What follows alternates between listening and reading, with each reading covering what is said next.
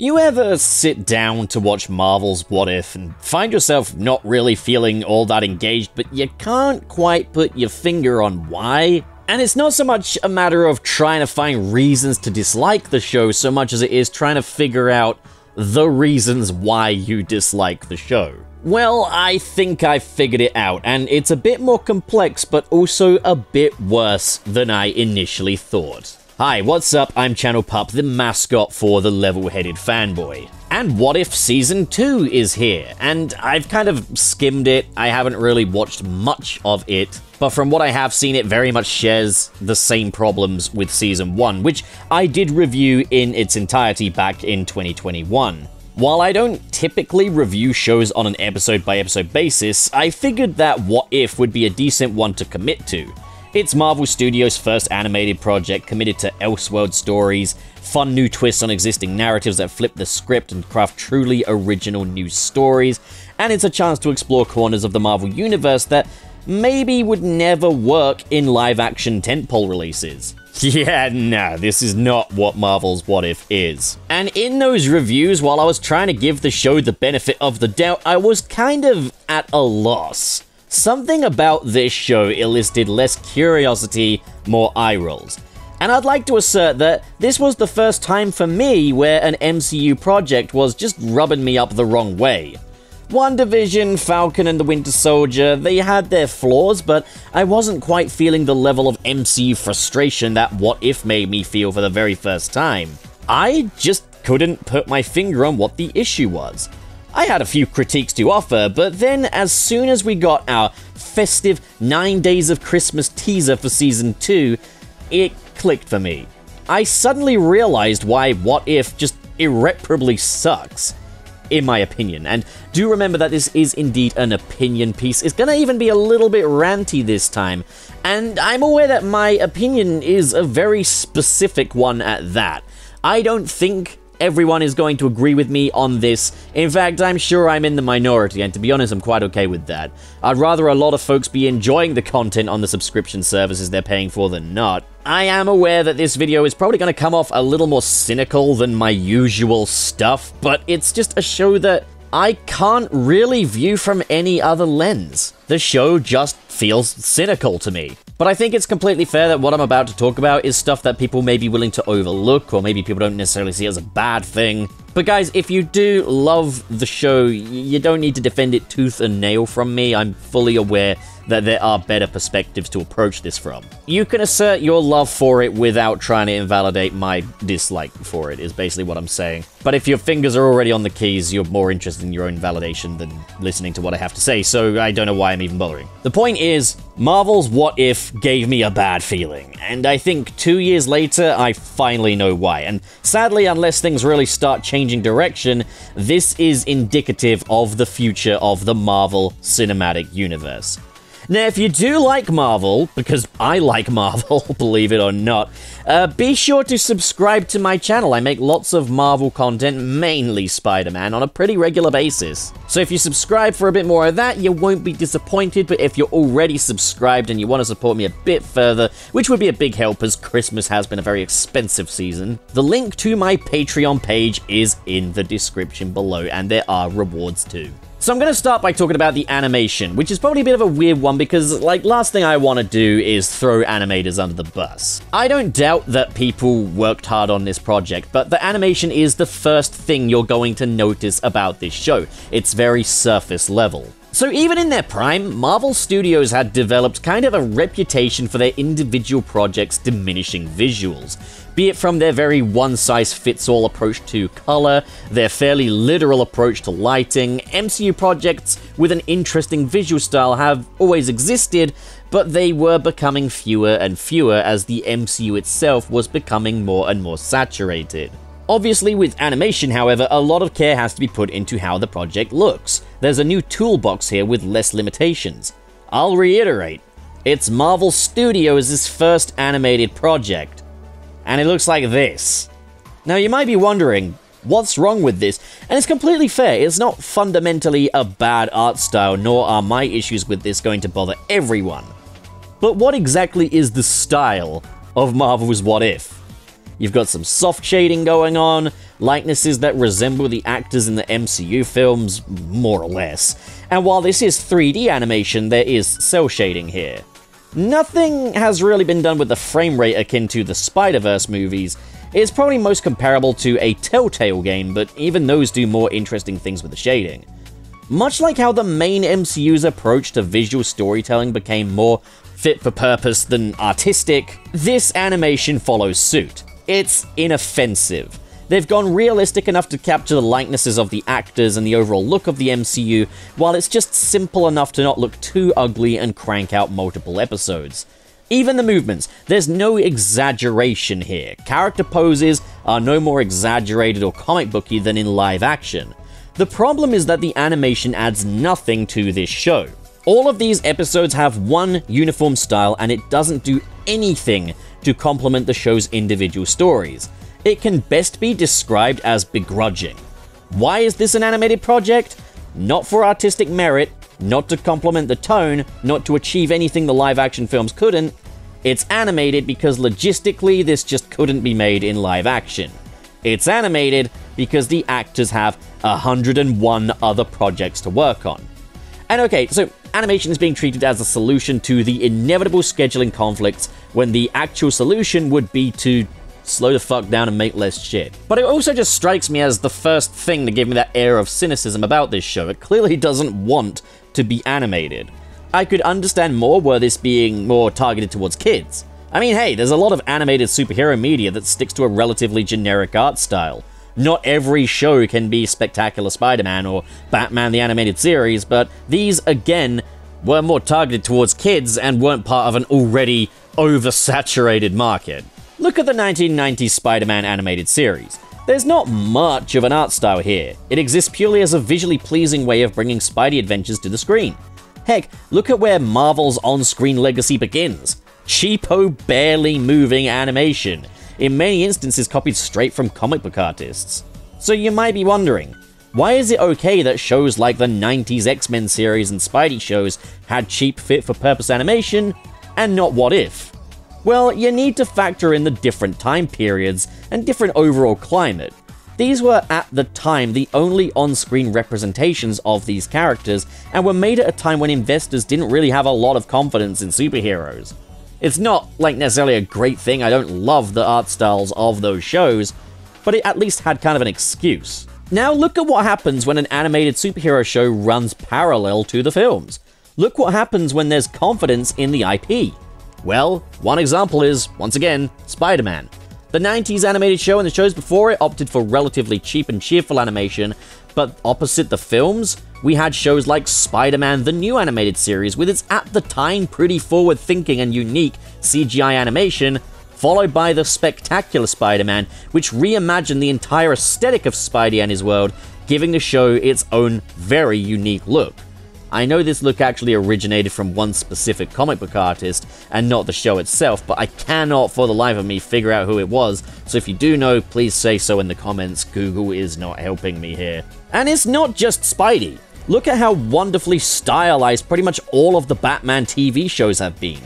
Even if the show is a total miss, even the animation of Marvel's Spider-Man has more to say with its mashup of anime-inspired facial features with Western TV animation sensibilities. But What If isn't just a Saturday morning cartoon made to entertain a child. It's a new installment into Marvel Studios' multiverse saga. Very lucrative. And despite a few nice moments of cinematography, its animation and art style looks like a substitute for live action. It doesn't want to be animated, it just has to be. And that's all I get from this. I don't doubt that this project was made on a bit of a budget, albeit a larger one than your typical animated show. But there are cheaper projects that look 1,000 times better than this because they're actually using their animation to complement the story rather than to simply tell it. Imagine if every episode had its own visual style. The Supreme Strange episode could take on a very Twilight Zone-esque, Ditko-inspired look. The T'Challa Star-Lord episode could have had more of a pulpy, space-agey cosmic sci-fi look. For the Zombies episode, we could have had very high contrast, exaggerated-looking characters. Look at all of Benedict Cumberbatch's facial features that are just begging to be exaggerated to tell us more about his eccentric character, and this is all they did. Worse yet, the character animations aren't even unique from character to character, with none of the nuances of the real-life actors being translated into animation. These animated counterparts are actually less expressive than the real actors. But okay, I also understand that this is a very economic way of doing things, keeping the existing character models to reuse. It's a tall order throwing everything out for each episode, and maybe they do still want some visual continuity between episodes, but there's still so much more they could do with this, from color palettes to contrast to dynamic lighting. We have this out there concept with an incredibly literal image, and it's just so lame. Yo, Coach Brett here, interrupting the video for a little bit of movement. Today, guys, we're gonna do something for your low back. If you have some pain in the low back or some tightness in your hips, you're gonna wanna do what's called a pelvic tilt. So you're gonna wanna lay flat on the ground, making sure that your butt is flat, your back is flat, and your head is flat. What you wanna do then is arch your back and then flatten your back. So you're pushing your butt through the front of your quads. So that over and over for about 10 to 12 reps a piece at about 2 to 3 sets, and you'll be good to go. Hey there, Coach Brett here with True Capacity, your path to a healthier you. And at True Capacity, we've got programs tailored specifically for you. It's a bodyweight program that all you need is just your body weight and a little determination. We've got a minimal equipment program where you don't really need anything, just the essentials. And then we also have a full gym access program where really the only thing you need is a gym membership and you're good to go. So let's embark on this journey together and click the link down below for more details. Thanks, guys. Excited to see you in there. Continuing on with the more surface level details, I do want to talk quickly about the acting, because it does stick out to me. A handful of MCU stars have returned to voice their characters, and I can understand, this is an MCU project, they want to keep a sense of continuity. Bringing back any actors willing to reprise their roles makes a lot of sense, but voice acting and acting are two different skills, and in some cases, it shows very badly here. There are some who made the jump to voice-only performances just fine, for example, Samuel L. Jackson and the late Chadwick Boseman. Then there are those who are great actors but are barely recognizable when in voice performances, like Hayley Atwell and Tom Hiddleston. Seriously, if you hired devoted voice actors that were able to impersonate them, you'd get more authentic performances than this. Again, this isn't a slight against anyone in particular. As I say, voice acting is a separate skill. You could be a great actor, but not a great voice actor. Also though, good luck delivering any of this dialogue in a way that sounds dignified. If it's not a wisecrack or a joke, it's hilariously literal.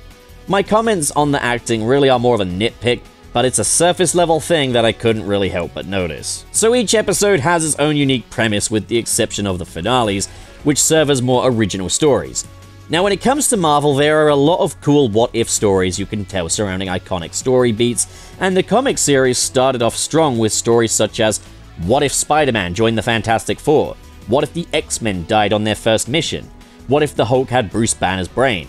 What if Spider-Man saved Gwen Stacy? What if Uncle Ben survived? These are all major stories that revolve around these characters and their stories on fundamental levels that even casual audiences will find gripping. They challenge our understanding and perceptions of these characters while asserting what makes them great.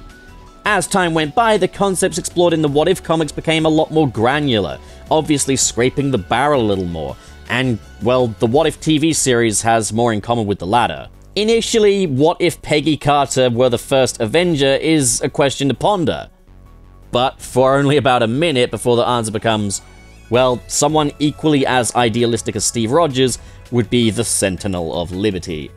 It's not like there's much of an opposing dichotomy here. The most interesting aspect of the Peggy Carter episode was Howard Stark making an Iron Man, and even that was lame as it effectively just served for Steve Rogers to still be kinda a superhero. Then we got stuff like, what if T'Challa became a Star-Lord? What if Killmonger rescued Tony Stark?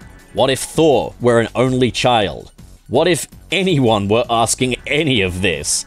It's so granular. These pertain to very niche events in the Marvel Universe.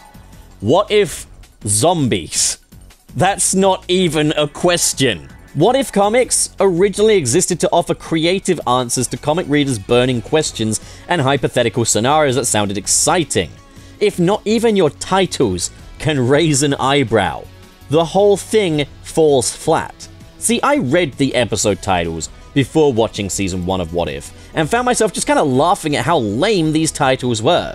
I watched it and gave it the benefit of the doubt because it was some more Marvel media to watch, and I like Marvel. Shocking, I know. But this is a major problem. This show isn't really presenting interesting ideas that challenge the characters or our perceptions of them.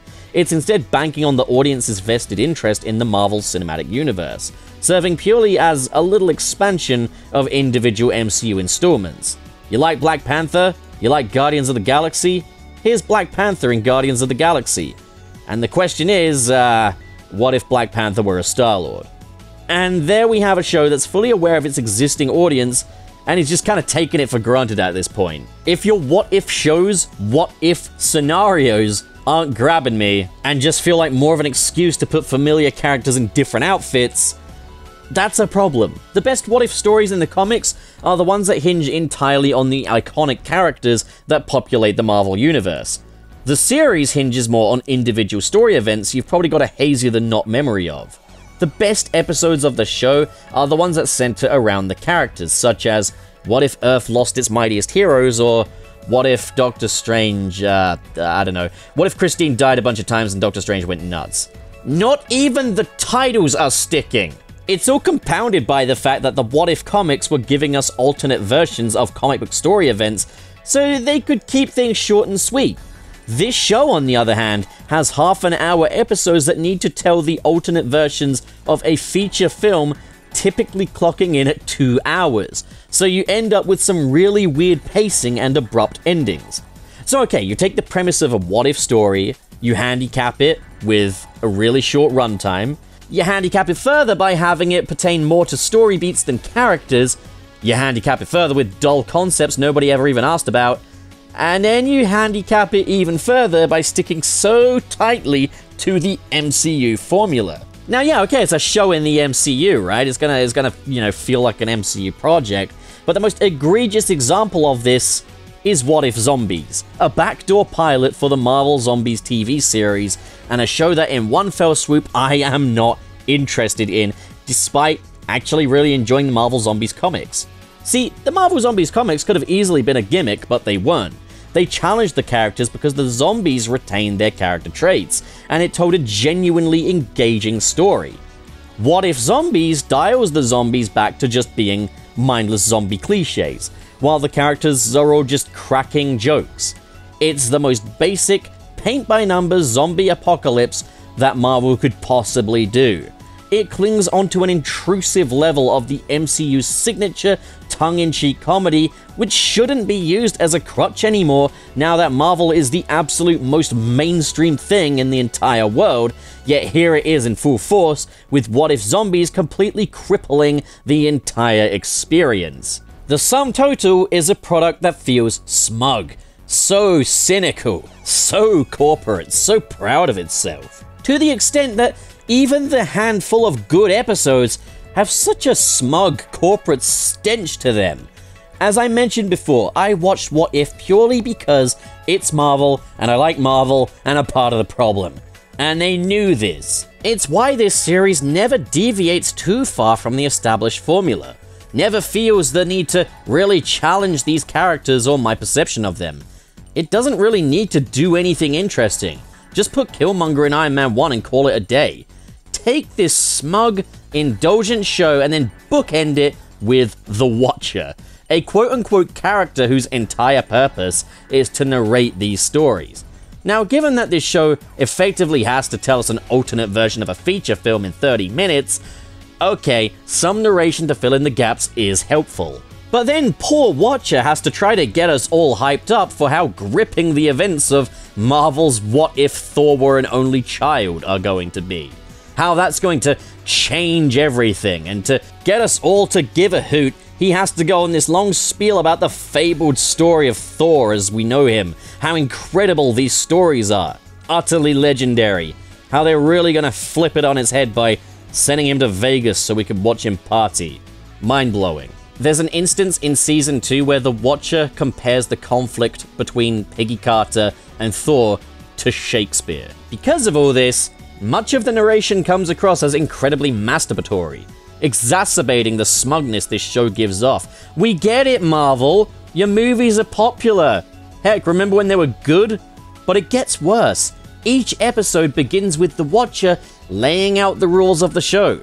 These are butterfly effects. One decision, one event, changes everything. Yeah, you're gonna want to put an asterisk next to that. What if Peggy Carter became the first Avenger? But not only that, what if Howard Stark made an Iron Man suit for Steve Rogers, and Hydra successfully summoned their big octopus or whatever? It's been a while since I saw any of this. What if T'Challa became a Star-Lord? But also didn't need to gradually develop his diplomacy over the years, because he just had a natural knack for it to the extent that he could talk Thanos, of all people, out of universal genocide, which would also require Thanos to be a lot less stubborn, as it can be assumed that surely someone must have tried to have talked it out with him, right? What if Ultron won, but also Nat and Clint were on Earth post-nuclear holocaust and the Vision could just easily slice Thanos in half? A common attempt at invalidating these criticisms that I've seen is, it's an alternate reality, anything is possible, and fair enough, if anything's possible, I guess we'll just accept anything. It's not like a good story is defined by the rules it operates within, especially when the framing device of the show presents itself as one variable having a butterfly effect. And that's another major issue I have.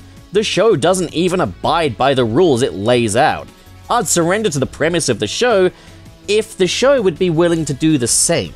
Now, snap back to reality, I just want to say, if you can overlook that issue, or any of the issues I've presented here, that is absolutely fine. But that shouldn't really be used as a means of invalidating people like me who can't look past it. And then worse yet, there's how the show cheapens the films it's trying to pay tribute to.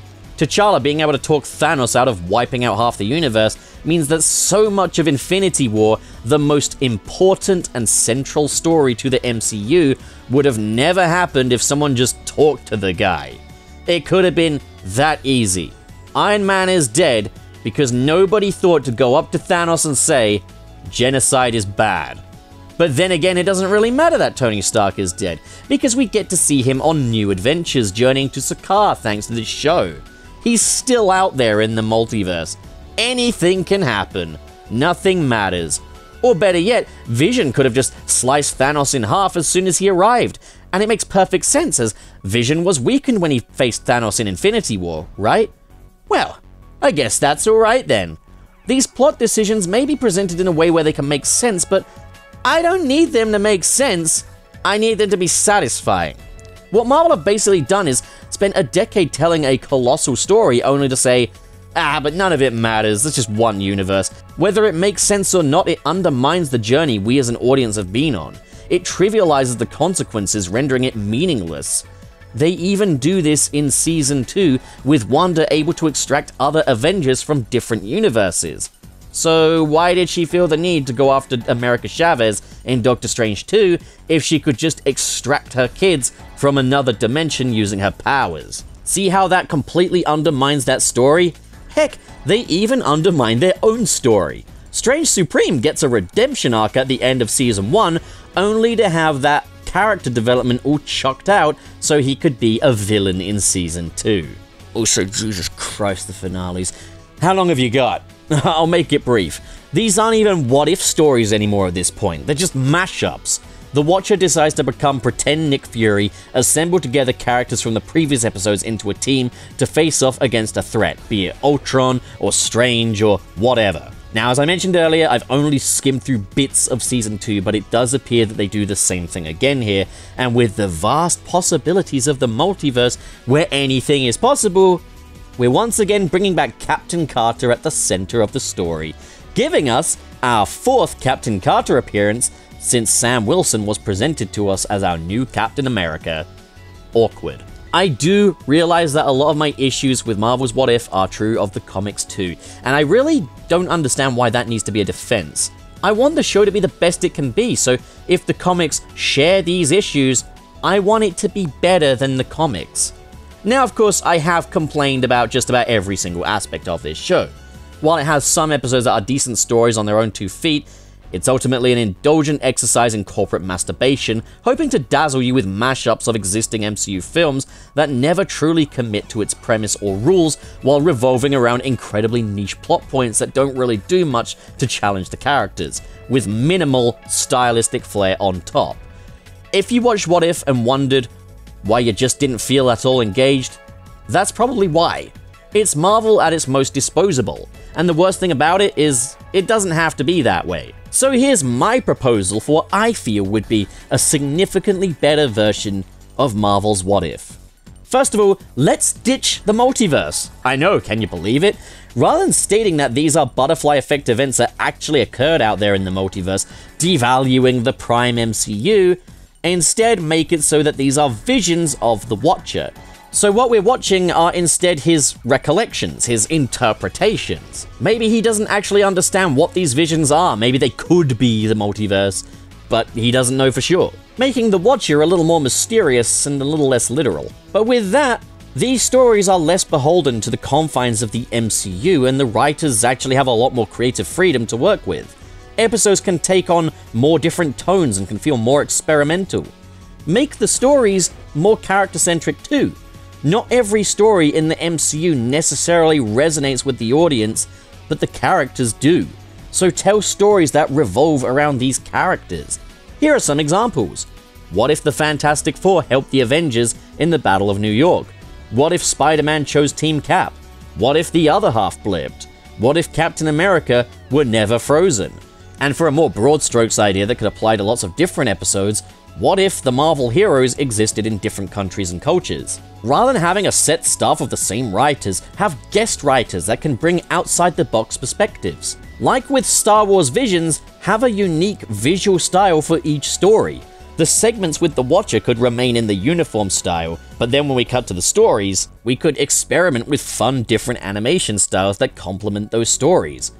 And don't culminate it all with some dumbass multiverse-shattering team-up. No, this would by no means be essential viewing for the MCU, but why should it be?